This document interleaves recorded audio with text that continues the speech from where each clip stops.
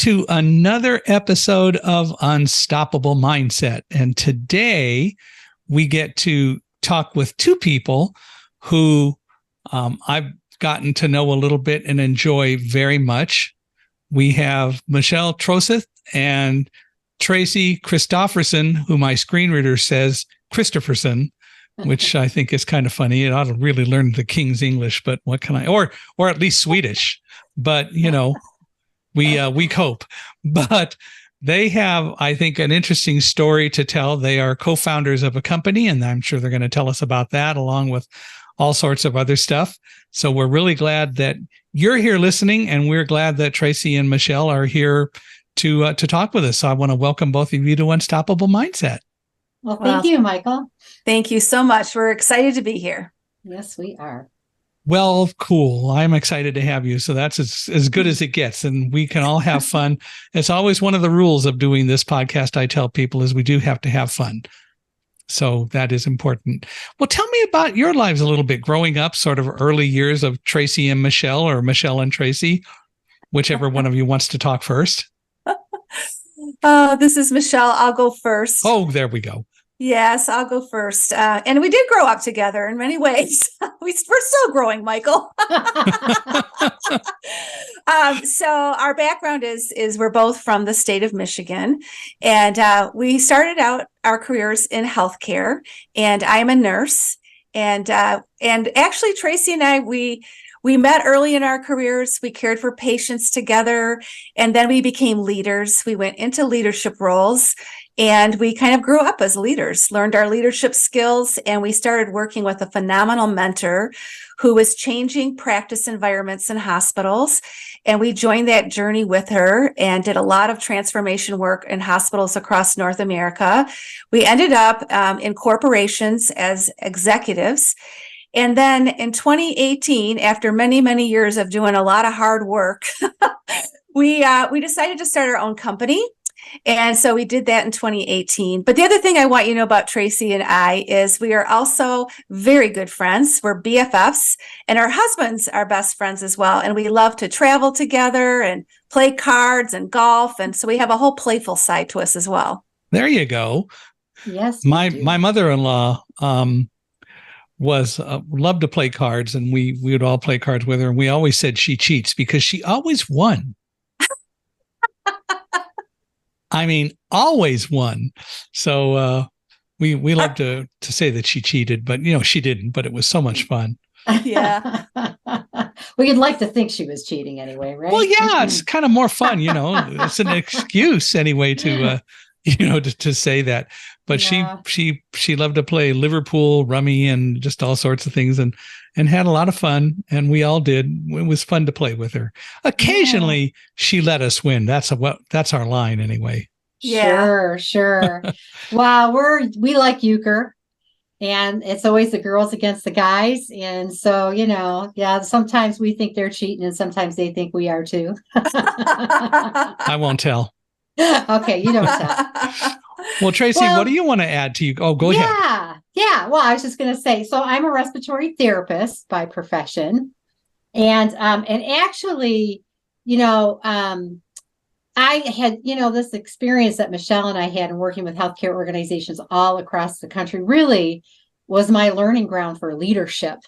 And but I'm a learner. That's one of my strengths. And so I reached a point where, you know, that real life experience just wasn't quite enough. And I knew I was missing something in my education. So I went back to school to get my bachelor's. And then I was egged on to get my master's. And then lo and behold, I found myself getting a PhD. So I was on like a 13-year journey of just going back to school to get a degree, but I got multiple ones. And it was really driven by my passion for interprofessional collaboration, really bringing teams together with diverse experiences to work together and deliver services. And a lot of that was, you know, kind of Michelle and I in that journey together, right? We were doing interprofessional work and healthcare organizations before it was cool, before anybody really knew what it was. And we partnered on so many projects together. And that's what really, you know, led to my passion to get a PhD in interprofessional healthcare studies. But we actually met in high hospital orientation. So it was, kind of the stand up and shake the hand of the person behind you. And that was me. And we like to say we've been shaking hands ever since. And in our course of our journey as leaders and working with many leaders across North America, we really saw the challenges that they faced. And everybody thinks their challenges are unique, right, to us. But they're not. And we saw the pattern across multiple leaders, multiple organizations. They were facing the same challenges over and over and over and unable to resolve them. They were unsolvable problems. And we had had the great fortune to be exposed to polarity thinking from Barry Johnson, and had leveraged that in our work. And so we knew when we left corporate America in 2017 that we were destined to do something really important. And we decided what was really important was to bring this missing logic or this competency to healthcare leaders and to leaders in general all across the world. So that's what we're doing now. Wow. So Michelle, Tracy was a respiratory therapist. What were you? I was a nurse. Okay. Still am. And still am. So you guys met at hospital orientation, so you didn't know each other growing up in school? No. Wow. No, we didn't even grow up on the same side of the state. I grew up on the east side. She grew up on the west side. So we didn't meet till we were adults orienting to a new healthcare system. Now, where do you guys live now? Well, I live just outside of Grand Rapids in a community called Hudsonville, Michigan. So still in West Michigan. Yeah. And I live 3 hours north in a small resort town called Boyne City near Lake Michigan. And then I'm here in the spring and the summer, early fall. And then I go to California in the winter. I don't like snow. Cold weather. Smart move. So I bug out. I leave her here and I bug out. Know. She comes to visit though. Why don't you come to California too? Yeah. Yeah, one of these days. So where in California? Where in California do you go? I go to Ukiah. Okay. Northern California. Northern California. Napa. Yeah. Right. I lived in Novato for 12 years, and so we loved to go to Napa. Well, I've been to Ukiah, but we loved Napa. We were 45 minutes, maybe an hour away from Napa.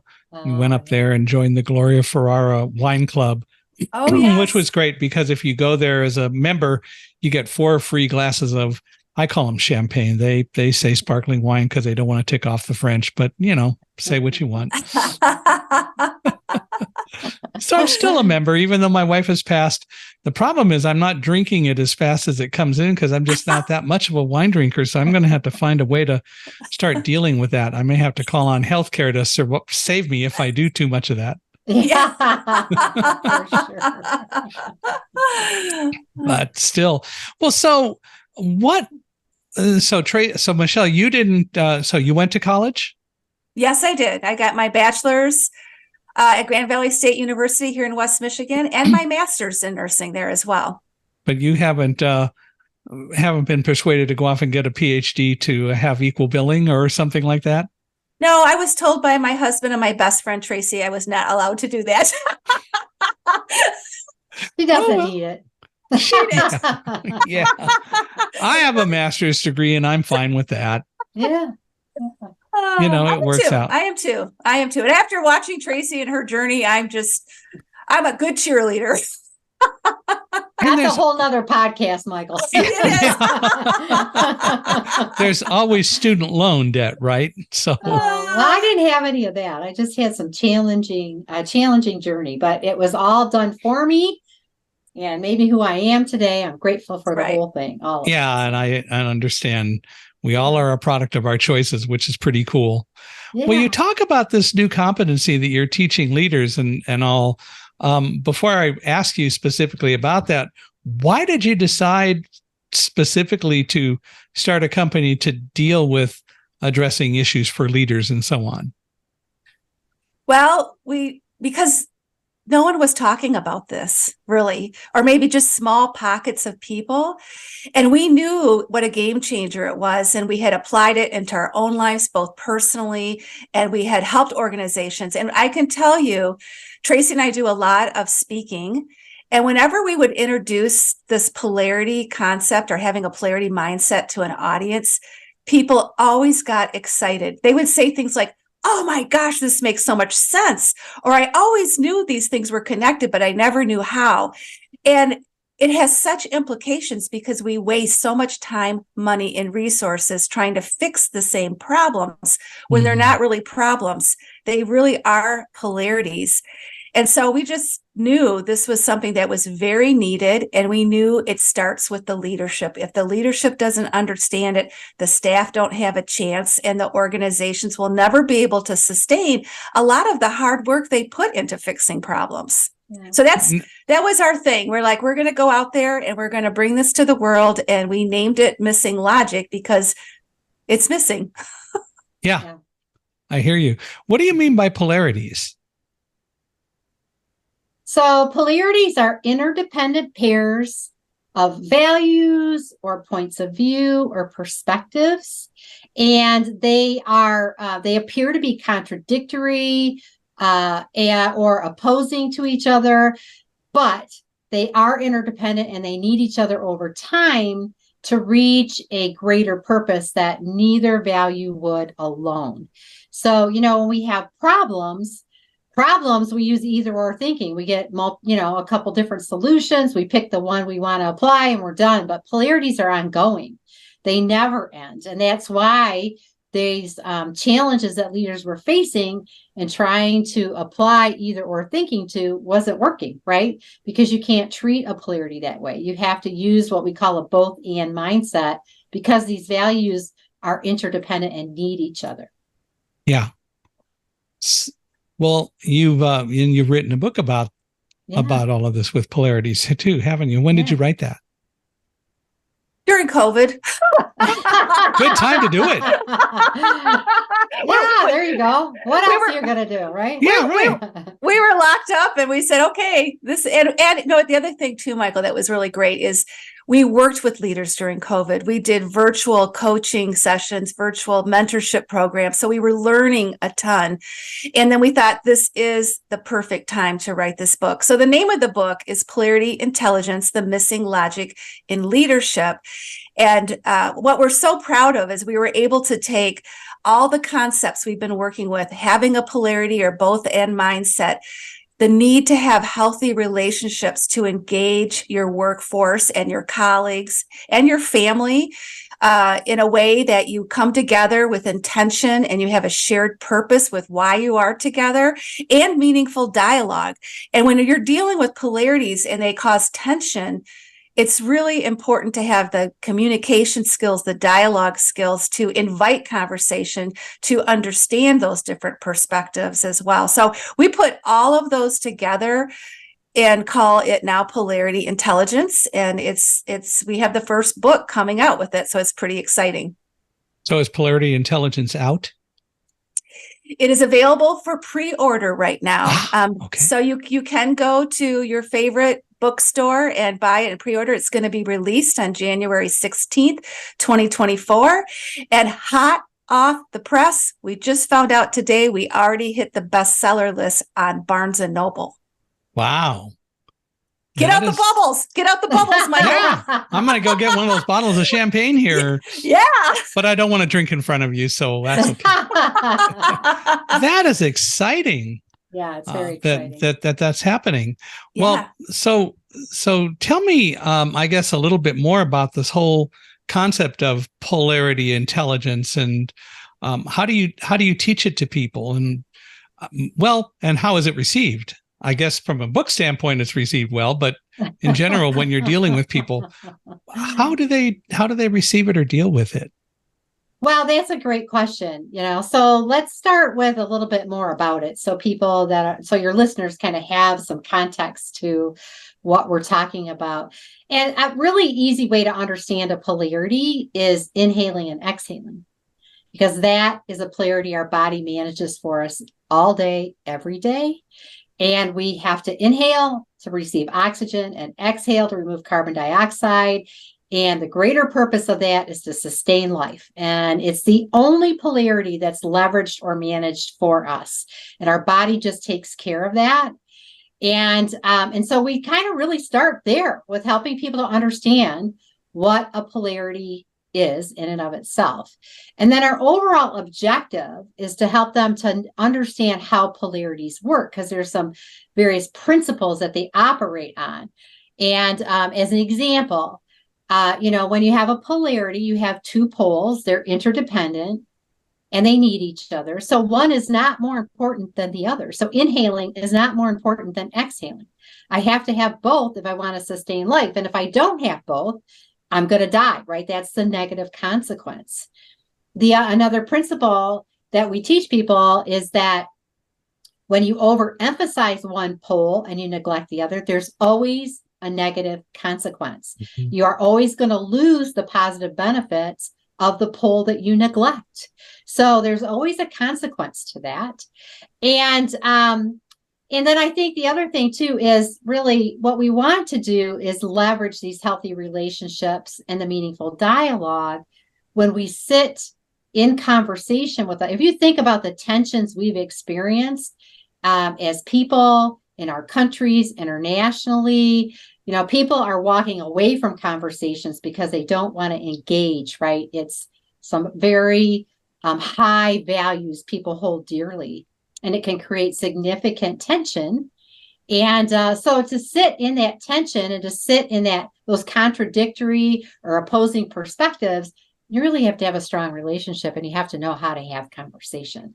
So we teach them the principles around healthy relationships, and we teach them the principles of dialogue so that they can really transcend their own personal biases and open up to hear the perspectives of others, because both perspectives are right. One is not more right than the other. It's just really understanding how the two work together.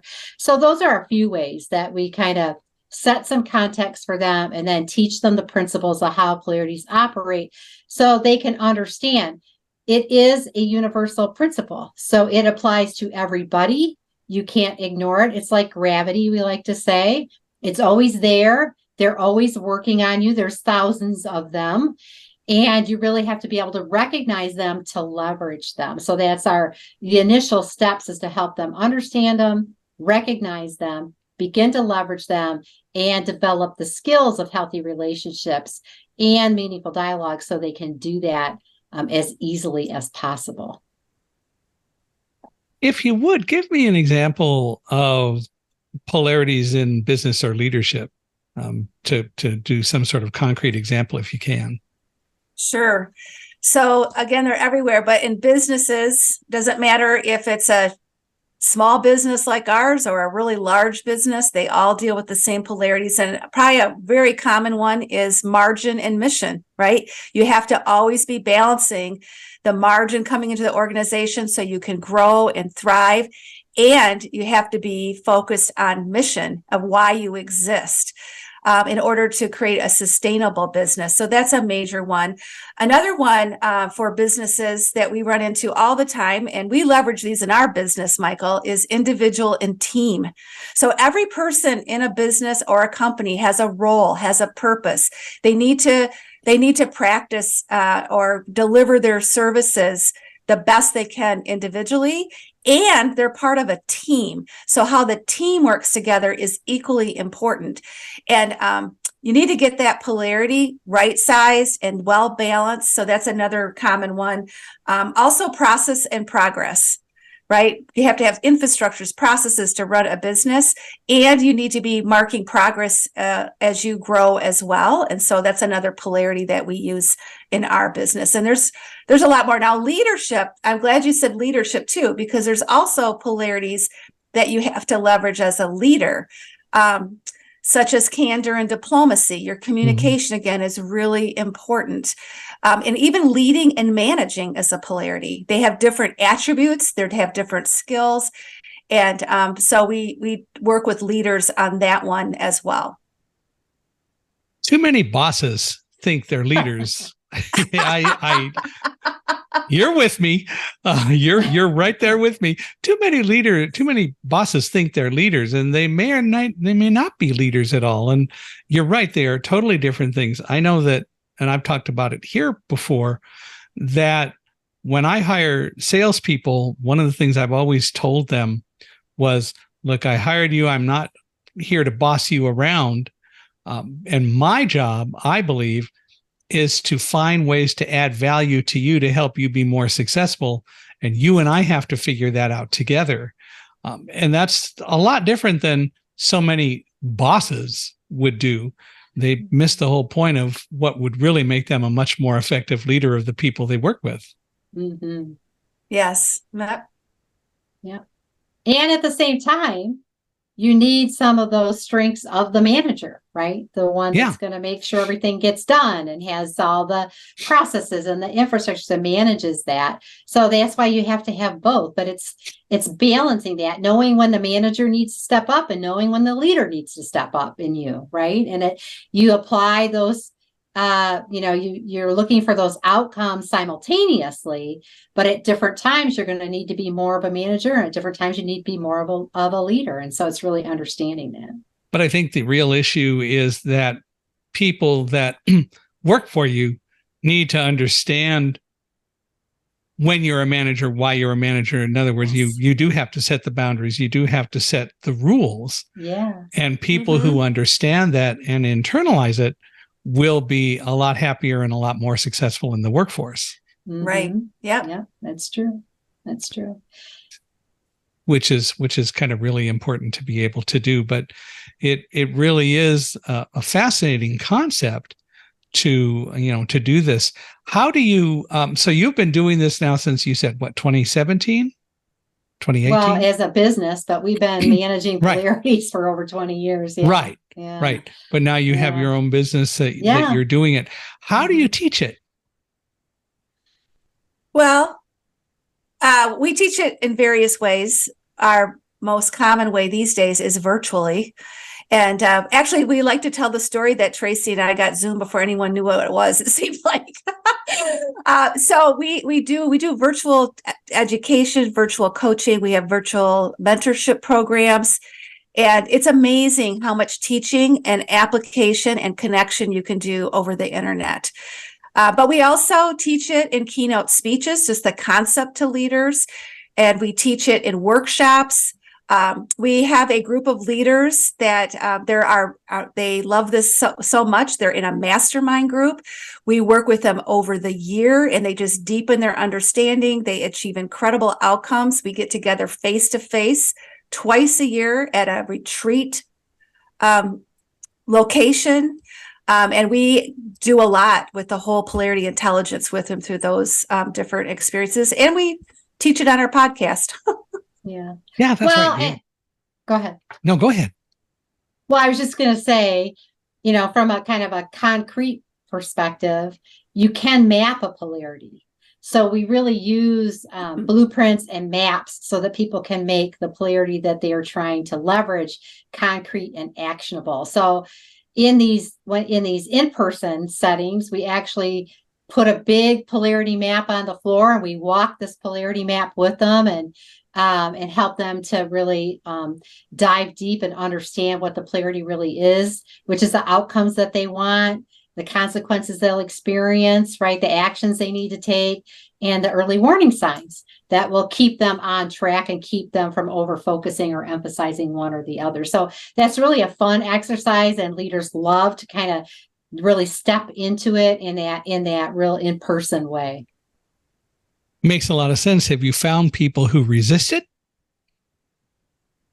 I have not found anybody who resisted it yet. That's great. I haven't either.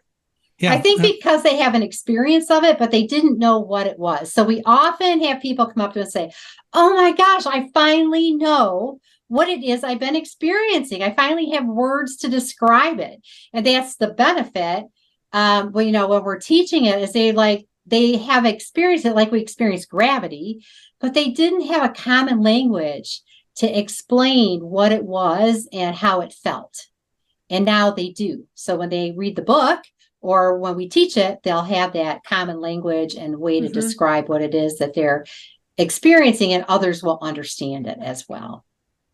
That is pretty cool. And I was going to say earlier, I forgot, you do have a podcast. Tell us about your podcast. Well, our podcast is in transition right now. There you go. But from one pole to the other, or couldn't resist. Oh, good job. That was really great. That was really you great. Like that? It's yours. You can have it.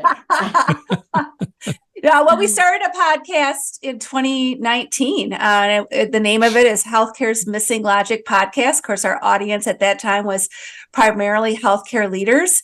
But as we grew and as more people listened to us, we got asked, do you work with other leaders? Do you work with educators? Can you go work with Congress? I mean, we've had some interesting... Yeah, well, there's another story there. Yeah. Yeah.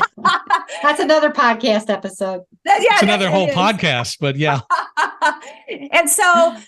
And now we have really developed a really robust, thriving, resilient, unstoppable, we call it True Leader Mentorship Program. And we attract leaders that want to have thriving, resilient, unstoppable, which is why we like being on your podcast. Lives. And so we just, we're going to change it to be more, it's going to be the True Leader Podcast. And it's really focused on balancing, leading, and living to represent both personal and professional poles as a leader. And that brings up a very important point. You've got to have that life balance between living and working, or living and leading on the job and all that. And I'm sure that must be one of the big issues that all too many people are victims of, if you will, yes. That you find, right? Oh, yes. Oh, yes. How do you get them to deal with that? Well, I got to spend this time at my company. I can't not do that. Well, that really comes in our True Leader Mentorship Program, because it starts with understanding polarities, and that your professional life and your personal life is a polarity. That work-life balance isn't a problem to solve. It's not an either or. And that you actually have to give attention to both your personal life and professional life to get that highest quality life that you want to really thrive both at work and at home. And so we've developed a framework that's called the Dynamic Balance Effect Framework. And it has combination of strategies that, when you put them together, enables leaders to create a dynamic balanced lifestyle, and it becomes a part of who they are. So they leverage polarities. They learn about that polarity. They create a blueprint, their own unique blueprint for how they're going to manage the tension between the two, both the professional life and the personal life. And that's one aspect of it. And then we also help them to understand one of the other pillars that we have is mindful choices. And we're always making choices, Michael. Sometimes we're aware of the choices we're making. Sometimes we make them unconsciously. But we're always making choices and living with the results of those choices. And what we want is make choices that are based on our highest values, that are aligned with who we are, that help us to be in integrity. We want to make sure we're aligned to the values, we're clear on the values, and we live by our principles. And so we really help them to get that clarity, identify who it is they need to be in this new life that they're designing. And then another pillar really is personal alignment. And this is about harnessing tools and processes and infrastructures that help them to really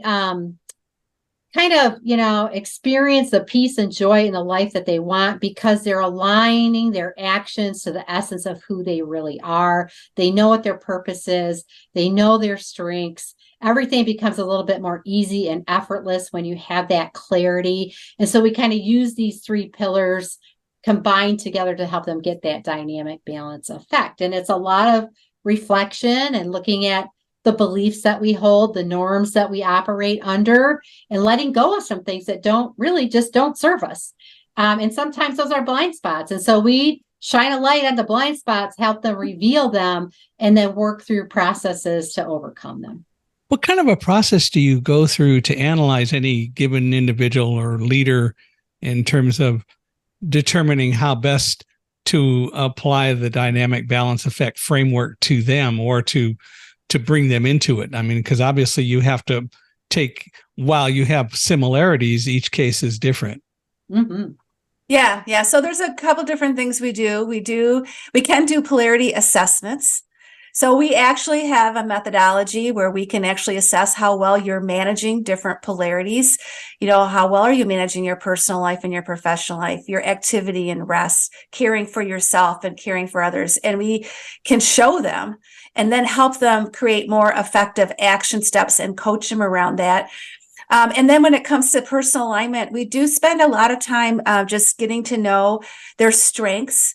So we have various assessments that we do for that to really determine how are they wired, really what makes them tick, because everybody is different. And then they are able to apply those results to their blueprints and their other tools that we provide them so they actually can accelerate and meet the goals that they're going after. And so those are just some ways where we do measurement, and we also track progress with their goals over time as well. And they've had amazing transformation results. It's been so much fun.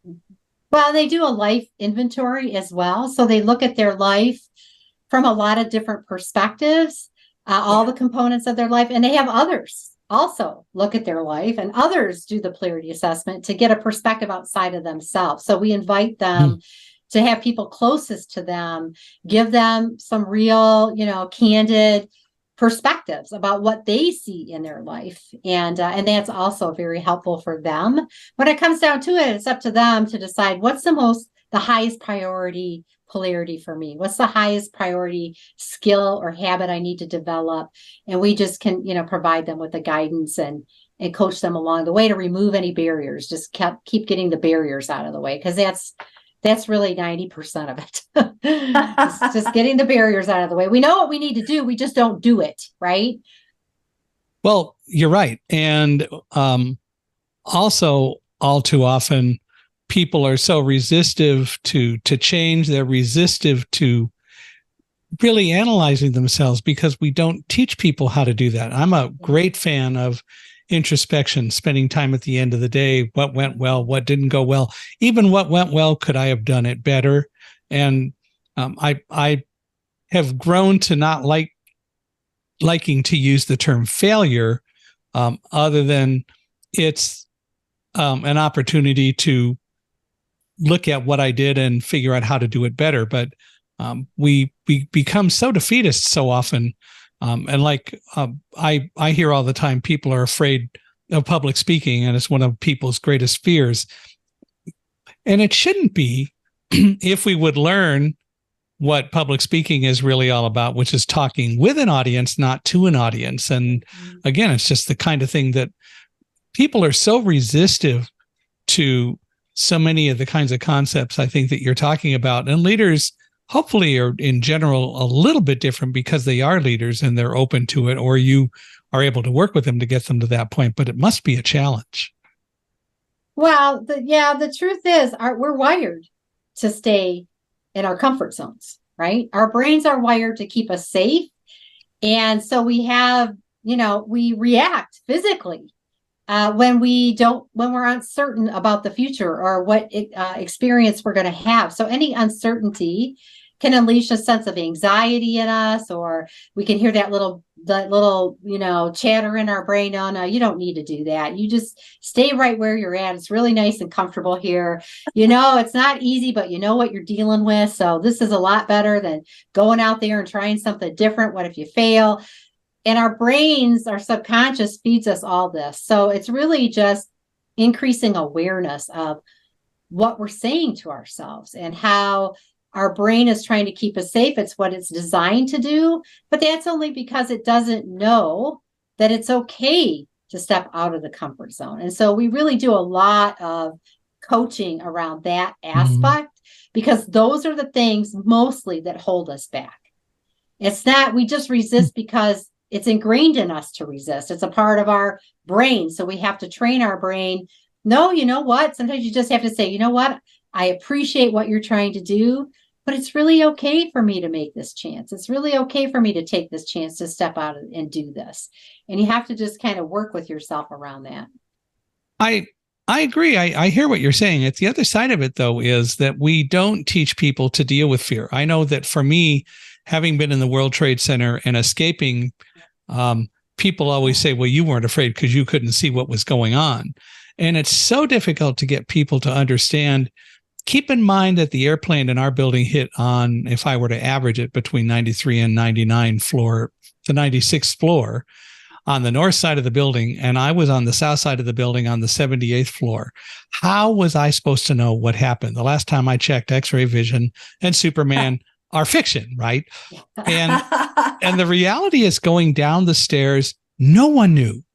No one knew that we had been attacked by terrorists. We figured out that an airplane hit the building because we were smelling the fumes from burning jet fuel. And I identified that odor about 4 floors down from when we entered the stairwell. So it was probably about the 74th floor that I figured out that's the fumes from burning jet fuel. And we figured that out. But I wasn't afraid going down the stairs for, I think, a couple of reasons. One is I always liked the concept, don't worry about what you can't control, focus on what you can and leave the rest alone because you can't do anything about it anyway. I didn't articulate that for the longest period of time, but I think that is something that's been in my makeup for a long time. The other part about it is, however, that I think that fear is something that is all too often taught, and that if you have knowledge, and it's essentially what you're talking about, with knowledge, you can learn not to be blinded by fear, as I call it, or paralyzed by fear, or overwhelmed, whatever you want to call it, but that fear can, in fact, become a powerful tool for you, not against you. And so I'm actually working on a book about that. We actually, with a colleague, we've written a book about that. And the idea is that you can learn to control fear. And yeah, you may have some reactions when something doesn't go just the way you think, but you can learn to control your fears and allow yourself to be able to move forward in a much more organized way, that you don't have to let fear overwhelm you. Right. Right. Yeah. Well, and I think it's important to know, where's the fear coming from? Right. What is it that we're afraid of? Right. And I think working through those processes, sometimes just getting that deeper understanding can help you release that fear and realize, well, really, there isn't anything, nothing terrible is going to happen. Right. In many instances. So it's just kind of really getting to know yourself and where your fears come from, I think, is a very healthy way to look at fear. And that's a lot of it. And the reality is that we're not encouraged to do that kind of self-reflecting and self-analysis and internalizing of what's going on. So the result is we react rather than thinking more about it, which is, in a sense, maybe another kind of missing logic. Yeah. Well, yeah. Right. Right. But and it comes from our past. So yeah. To your point, because we haven't been educated or trained or haven't learned for that self-reflection and right to do all that from the time we were children, we just respond based on our past programming, based on the things that we've experienced in the past. That's how our brain gets wired. So we don't have that to draw from. So Right. We have to build that skill, to your point. Right. Yeah. Right. And I know for me, having been blind my whole life, I've been in a lot of situations where there have been unpredictable kinds of circumstances.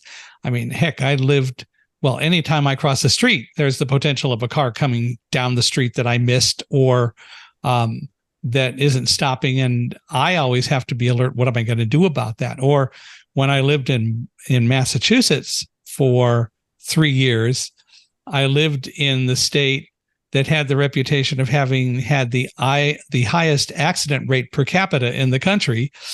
And I'm sitting there crossing the street with all these crazy cars coming down the street. So for me, I learned that I have to be observant and not be afraid. Otherwise, why go out at all?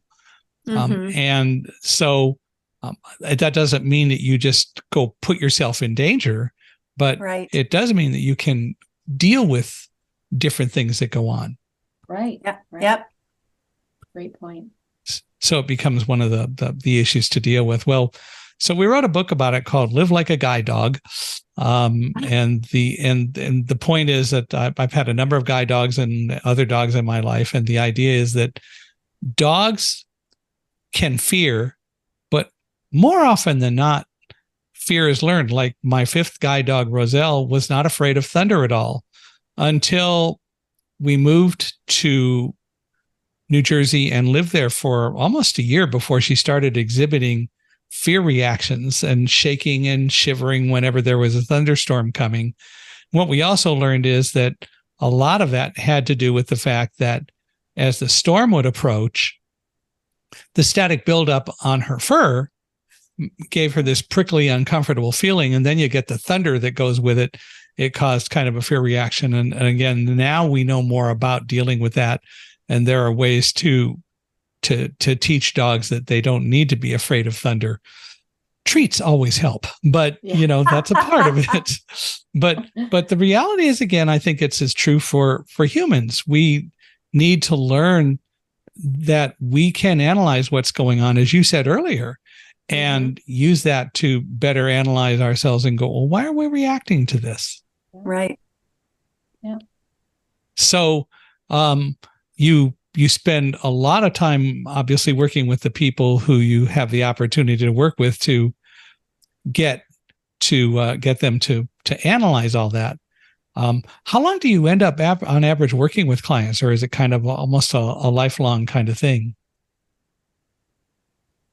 Well, sometimes they might be with us just for a 12-month program. And sometimes we've had leaders with us going on 4 years. So it just really depends on what their needs are, what their, what their goals are. But we do have some that, they just love working with us. That's fine. Well, they're always a community, right? Yeah. It's a community. Yeah, it's a community. Yes. Yeah. Yeah. And they like being a part of that community, and supporting each other, learning from each other. And so that's another aspect of the work that we do. We really are strong believers in community and the support of community. And we know leaders are longing for that right now. And especially leaders that find themselves in environments that don't feel psychologically safe. They're really looking to connect with others that are experiencing some of the same things they're experiencing. And so we do have an ongoing community that people engage in as well. Yeah. Community is a very strong tool that can help a lot too. Yeah. Oh yeah. Which is really pretty cool. Well, leaders are people. How come leaders often suffer from burnout? How come that happens? Well, what happens when in leadership roles, sometimes what happens is you're with other leaders and there's an expectation of behavior and thoughts that are based on shared beliefs of how you should act as a leader, that's just the way things are here. And then you become even maybe unaware that you are doing those behaviors or having those thoughts. And so what happens is leaders just develop what Tracy and I call leadership norms. And those norms can actually be harmful over time. So an example of one is servant leadership. Servant leadership is a good thing, and it reinforces everybody before me. The leader eats last. And over time, that has a negative impact on the leader, and they do suffer from exhaustion and burnout. And, we have learned a lot from the airline industry that there's a reason why they have you put your oxygen mask on first so that you can help others. Mm-hmm. And it's not a norm for leaders to do that. They always think about, even during COVID, they thought more about their teams than they did about themselves. And just how hard you have to work as a leader. There's a whole norm around that. Long hours, work hard, climbing the ladder. And another metaphor that Tracy and I like to use is, marathon runners know they have to pace themselves. And you don't become a marathon runner, by running 26 miles the day of the race. You have to practice the polarity of activity and rest.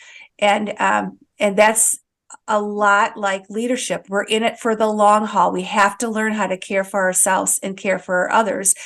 And what leaders are developing is what Tracy and I call the imbalanced leader syndrome. And we see it all the time. We have leaders every week that say, yep, I have that, because they got overflowing to-do lists of competing priorities. Their financial and people resources are limited, which causes stress. They lack balance between their work and home, and they're basically just exhausted and unfulfilled. And they know, I think the key thing right now is they're really wondering if they can continue. And so they don't have a strategy for work-life balance. That's the other thing that we really help them with. But that's some of the reasons we see leaders get burned out. Yeah. And, I like the concept, and I've always liked the concept of servant leadership, but I do understand that it can be carried too far, and that we need to understand that the best servants are the ones who really are prepared to do it. And it's okay to be, and I think is appropriate to be, if you are a leader, a servant, because your job is to help. But at the same time, you can't do that if you're not properly prepared either. Right. Well, when it's good until the point where you start to neglect yourself. And what happens is they prioritize everybody before themselves, and then they start to neglect their needs, neglect what's important to them, and they start to make mistakes, which cause burnout, right? Like making themselves available and accessible 24/7, and saying yes when to requests when they really want to say no, and bringing work home and staying late and working on vacation and sacrificing time with family and friends to work. And all of those things add up and build up over time. And that's what, can also lead to that imbalanced leader syndrome, or to burnout and exhaustion, because they don't give themselves the rest and the things that they need to thrive and survive. And we're not saying don't serve, to your point too, right, but take care of yourself so that you can be that incredible leader you want to be. Because the stronger your personal life is, the more, resilience you're going to have, the more mental clarity you're going to have, the more stamina you're going to have, the more ability you're going to have to serve the way that you want to serve. My most graphic example of that actually relates to one of my guide dogs, my 6th guide dog, Merrill. Got Merrill in 2007. Roselle had to retire. And she had guided for 8 years, but she also contracted on immune disease, immune-mediated thrombocytopenia. So her body was going after her immune system was going after platelets and so on.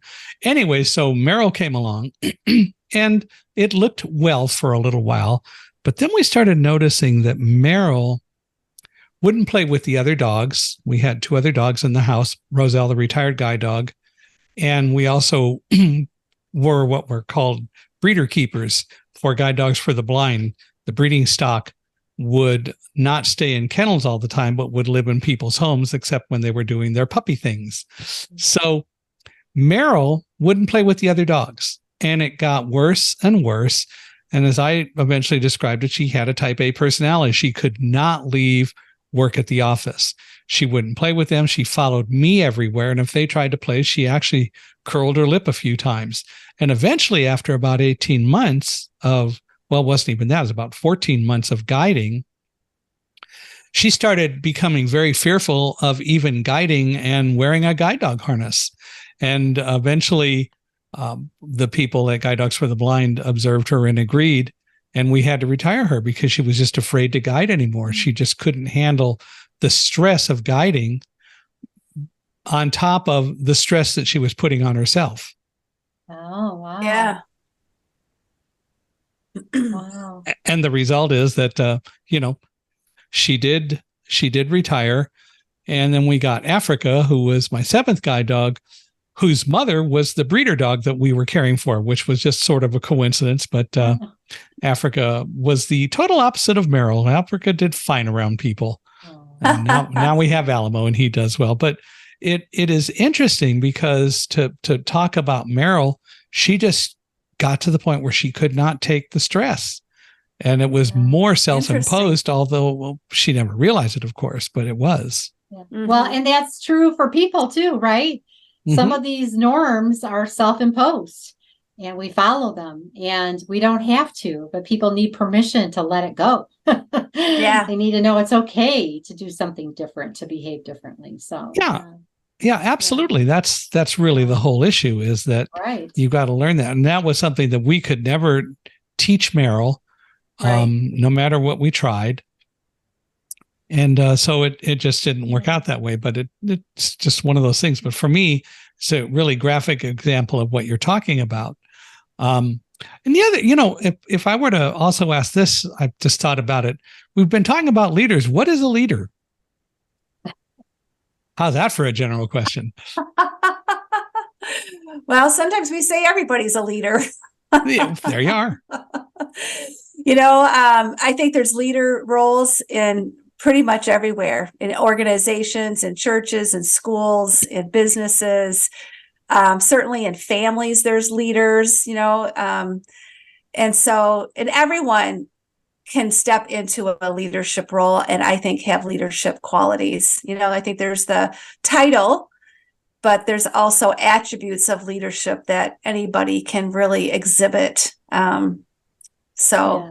And I think that's holding the vision, right? Yes. Whether it's a family or an organization, it's really, somebody that holds the vision for who we are, where we're headed. They, to your point earlier, right? They're nurturing the people that are doing the work or taking the actions to move closer to the vision.